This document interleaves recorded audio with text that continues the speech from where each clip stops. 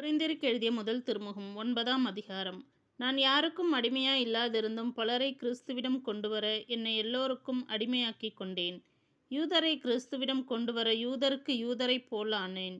நான் திருச்சட்டத்துக்கு உட்படாதவனாயிருந்தும் திருச்சட்டத்துக்கு உட்பட்டவர்களை கிறிஸ்துவிடம் கொண்டுவர அச்சட்டத்துக்கு உட்பட்டவர் போல் ஆனேன். திருச்சட்டத்திற்கு உட்படாதவர்களை கிறிஸ்துவிடம் கொண்டுவர திருச்சட்டத்திற்கு உட்படாதவர் போலவும் ஆனேன். ஆனால் நானோ கடவுளின் சட்டத்திற்கு உட்படாதவன் அல்ல. ஏனெனில் நான் கிறிஸ்துவின் சட்டத்திற்கு உட்பட்டவன்.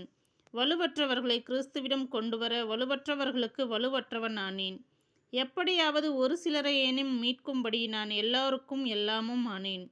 நற்செய்தியால் வரும் ஆசியில் பங்கு பெற வேண்டி நற்செய்திக்காக எல்லாவற்றையும் செய்கிறேன்.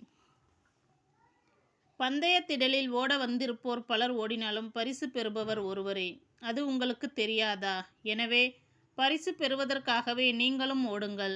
பந்தயத்தில் போட்டியிடுவோர் யாவரும் அழிவுறும் வெற்றி வாகை சூடுவதற்காக தன்னடக்க பயிற்சிகளில் ஈடுபடுவர். நாமோ அழிவற்ற வெற்றி வாகை சூடுவதற்காக இப்படி செய்கிறோம். நான் குறிக்கோள் இன்றி ஓடுபவரைப் போல் ஓடமாட்டேன். காற்றை குத்துபவரைப் போல குத்துச்சண்டை இடமாட்டேன்.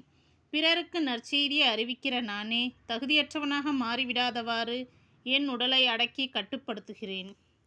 சிலை வழிபாடு. சகோதர சகோதரிகளே, நீங்கள் ஒன்றை அறிந்திருக்க வேண்டும் என விரும்புகிறேன்.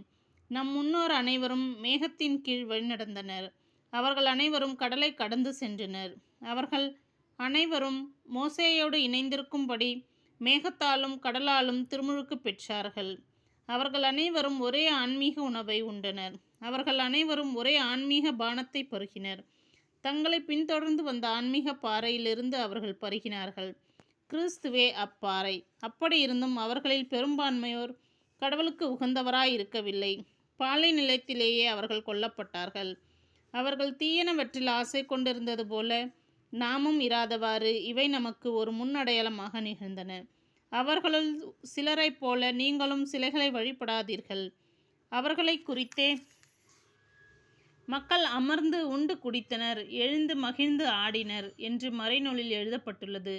அவர்களுள் சிலர் பரத்தமையில் ஈடுபட்டனர். அதனால் ஒரே நாளில் 23,000 பேர் மடிந்தனர். அவர்களைப் போல் நாமும் பரத்தமையில் ஈடுபடக்கூடாது. அவர்களுள் சிலர் ஆண்டவரை சோதித்தனர். அதனால் பாம்பினால் கடிபட்டு அழிந்து போயினர். அவர்களைப் போல நாமும் அவரை சோதிக்கக்கூடாது. அவர்களுள் சிலர் முணுமுணுத்தனர்.